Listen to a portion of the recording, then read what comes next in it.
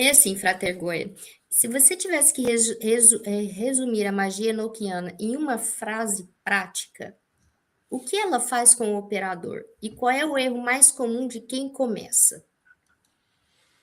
Bom, vamos pela mais rápida de responder.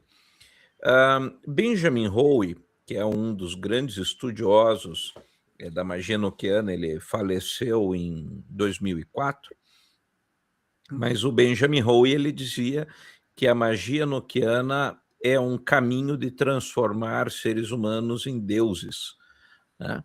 Então, ela tem como objetivo nos transformar em deuses.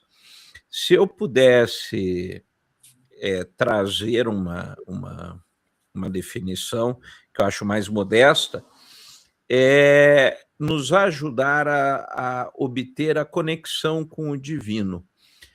Uma coisa que é bastante interessante é que, no geral, quando se trabalha, por exemplo, com magia, algumas pessoas têm muita dificuldade e, às vezes, não têm resultados. E, no geral, a magia enoquiana, inclusive uma das famas que ela tem, é que basta você começar a ler as chamadas em voz alta e a magia começa a acontecer, né? Então, o que me chama a atenção nela é esta facilidade de conexão com aquilo que é sagrado. Aí você pode interpretar como quiser esse sagrado. Se você quiser num contexto religioso ou num contexto mais espiritualizado, né? Opa, Oi? caiu rapidinho, mas eu Oi? voltei, né? Então, para mim fica muito evidente isso, ela nos permite essa conexão com o sagrado. E a segunda pergunta foi...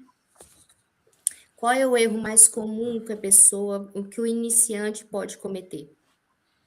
Pressa. Querer fazer as coisas correndo. O processo da magia enoquiana foi desenvolvido por John Dee ao longo de 10 anos, ele foi revelado, né? Então, Uhum. John Dee e Edward Kelly, que era o seu vidente, eles começaram a fazer uma série de experimentos, se não me engano, em 1583, por aí, e foi 10 anos aí de experimentos. Então, as coisas foram sendo descortinadas aos poucos, né? As camadas foram sendo reveladas aos poucos. E eu vejo que os estudantes, muitas vezes, eles vão com sede demais ao pote. Então, se dá resultado, eu quero fazer. Me passa isso aqui que eu quero fazer. E daí se esquece que existe uma forma de você se aproximar, né? Então, eu acho que todo processo de magia, seja goécia, seja magia salomônica, magia celta, todas elas pressupõem um período de adaptação. Eu sei que talvez alguns digam assim, não, porque tem que chegar e ir fazendo, não. Se você pega, por exemplo, a magia celta, para eles, todo o contato com o reino dos espíritos, né, ele era como se o reino dos espíritos estivesse aqui do lado a qualquer momento. E aí você tinha lugares que eram considerados portais, como, por exemplo, nascentes de rios, lugares com pedras especiais, né, como Stonehenge, etc., locais de poder que permitiam esse acesso, né? No enoquiano, para mim, isso tem uma similaridade muito grande com os éteres, né, que são portais de acesso a locais na Terra. Mas sempre na magia celta é alertado que você não entra assim de sopetão, né? Você vai se aproximando devagarinho, como quem quer entrar numa festa que você necessariamente não é o primeiro convidado. Então você tem que ir chegando aos poucos. E eu acho que na magia enoquiana, como ela ganhou muita fama nos últimos anos, eu tenho minha culpa nisso, as pessoas se esquecem das regras das boas maneiras e querem fazer tudo muito rápido. E esse é o maior inimigo do magista, a pressa. Certo.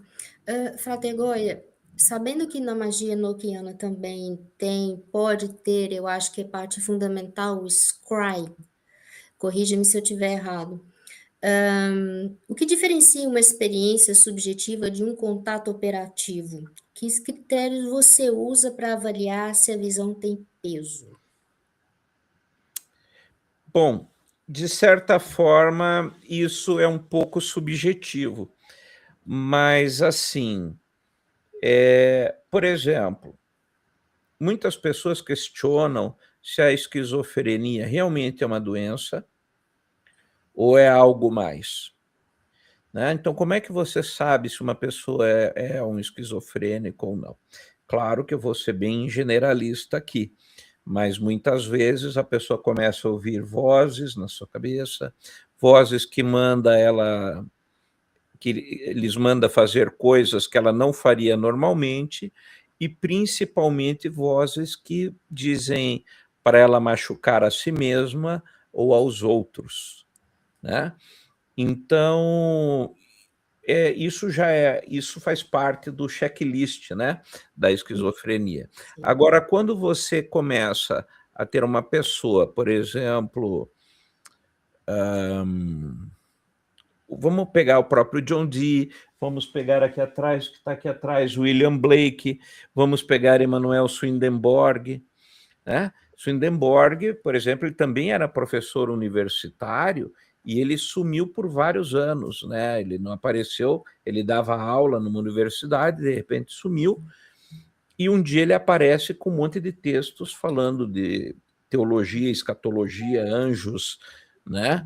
E aí as pessoas queriam criticá-lo, chamando ele de louco, só que era uma escrita lúcida, né? Então não conseguiam. Se você pega os diários de John Dee, ele também tem uma escrita lúcida. Então, uma das coisas que me faz diferenciar uma visão de uma viagem, de uma alucinação, é justamente porque ela não deixa de ser coerente. Se você começa numa viagem, né, num processo desse de visão, e de repente ele diz assim: olha, Goya, você é o novo Messias, você vai ser o escolhido de Deus para chefiar, levar a humanidade numa era de luz. Então, provavelmente já é alguma coisa ligada a seu ego e não um processo realmente válido. Porque todas as experiências, por exemplo, uma das coisas mais características quando eu tive experiências realmente importantes é uma sensação de melancolia. De repente, você tem um sentimento de tristeza, você quer ficar recolhido num cantinho, você não tem vontade de contar aquilo para ninguém, né? E muitas coisas, as informações vêm de pouquinho, ou também vêm de enxurrada, também acontece. De repente, por exemplo, eu fui parar uma vez num mosteiro, lá em Curitiba, que ia ter um encontro de silêncio, aqueles retiros espirituais, e era no mosteiro franciscano que ninguém falava, os monges não falavam. Então, todas as noites, 4 horas da manhã, eles acordavam para rezar, e daí eles saíam pelo monastério, cantando lá cantos gregorianos ou similares. Então começava aquele Ave Maria, e ia um puxando, e cada um que entrava na fila jogava uma voz a mais. Então, no final, aquilo era um coro lindíssimo, assim. Mas, fora isso, eles não falavam. E aí, assim, eu fiquei, se não me engano, 7 dias lá. Nos primeiros 3 dias, eu fiquei brigando comigo mesmo, porque a minha cabeça não queria ficar quieta. tudo que eu queria era poder conversar com alguém. Eu conversava até com as moscas. Aí, depois disso, eu consegui ficar quieto. No quinto dia, eu consegui descobrir o que fazer com o silêncio. E aí, no sétimo dia, eu já tive que voltar. Então, na realidade, nós temos que desacelerar a mente e esse processo, ele é um processo que ele é um pouco vagaroso. E daí, nessa tentativa, por isso que eu contei essa história, eu estava estudando tarô de Thoth e anotando, eu estudei Cabala por muitos anos. Eu estudo Cabala desde os 9 anos de idade, foi o primeiro material que me caiu na mão. E por mais de 10 anos eu não entendia nada, mas eu li, porque eu falei, uma hora isso vai fazer sentido. E nesse mosteiro, neste momento que eu estava fazendo as anotações, eu não sei o que aconteceu, talvez o silêncio. Sabe quando vocês têm aqueles filmes americanos, estadunidenses, que tem a festa de formatura e cai balões na cabeça, assim? Então foi o que aconteceu, a sensação que eu tive. Eu estava escrevendo e parece que todo aquele conhecimento de 10 anos começou a cair na minha cabeça de uma vez só. Então, isso também é um sinal, às vezes, que alguma coisa destravou lá dentro, né? Então, você pode tanto ter, assim, poucas informações, por exemplo, pode vir alguém e dizer assim, Rubi, preste atenção no vermelho. E não vê mais nada. Aí você já fica, né? Pô, mas que vermelho? O que é esse vermelho que eu tenho que prestar atenção? E não vê mais nada.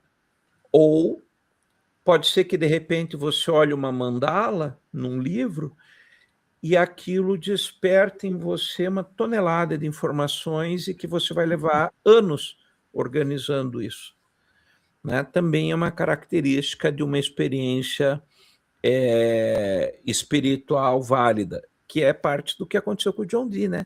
Ele e Kelly foram recebendo informações, muitas vezes não tinham tempo de organizar, eles se recolhiam no quarto, depois voltavam, e isso foram anos acontecendo. E outra é esta sensação que eu digo que é sempre uma sensação, eu sinto como uma melancolia, a saudade de um lugar que eu não conheço, a saudade de pessoas que eu nunca vi, né? E você só sabe que você quer voltar para lá. E que também é curioso, porque na mitologia celta isso é comum, né? Quando as pessoas vão para o mundo das fadas e voltam, muitos eles ficam meio catatônicos. Eles dali para frente eles não falam mais com ninguém, ficam arredios, né? De alguma forma é até como se voltassem, entre aspas, danificados, né? Porque eles não conseguem mais, parece que é uma saudade que não consegue mais voltar para o mundo normal. Para quem não me conhece, eu me chamo Frater Goya e vou estar com vocês no domingo, dia 22 de março, às 17h30, com uma palestra sobre a magia enoquiana e, principalmente, a magia enoquiana aplicada ao século XXI. Esse tema é um tema extremamente interessante e a palestra vai acontecer na Feira do Oculto e Esoterismo. Aqui fica o meu convite para vocês participarem. Teremos diversas palestras com outros palestrantes que vão ser tão interessantes quanto a minha própria palestra, e eu convido vocês a fazerem essa inscrição para as palestras e workshops no link que vocês vão encontrar aqui na descrição. Pois bem, então, mais uma vez, reforçando, dia 22 de março, às 17h30, com o tema Magia Enoquiana, uma magia para o século XXI.